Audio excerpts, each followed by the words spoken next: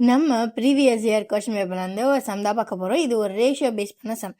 So இங்கே செல்வன்னு ஒருத்தர் இருக்காரு, அவர்கிட்ட 900 ருபீஸ் இருக்கு. அதை அவர் மணிமொழிக்கும் பாரதிக்கும் பிரித்து கொடுக்க போகிறாரு. என்ன ரேஷியோலனா 3:2 ரேஷியோவில். ஸோ இப்போ நம்ம என்ன பண்ணணும், நமக்கு என்ன தேவை அப்படின்னா பாரதிக்கு எவ்வளோ கிடச்சிச்சு அப்படின்றது தான். ஓகேவா? ஓகே.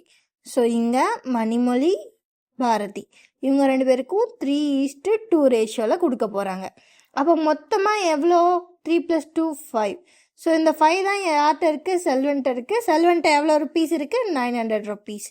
சி, இந்த 5 தான் 900னா நமக்கு யாரோடது வேணும்? பாரதியோடது. 2 எவ்வளோன்னு பார்க்கணும். ஓகேவா?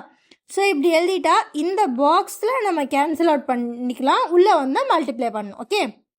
ஸோ 5ம் 2ம் கேன்சல் ஆகாது, பட் 5ம் 900ம் கேன்சல் ஆகும். on 5s are 5, on 5s 5, remainder 4, 8 4s are 8 5s are 40, 0.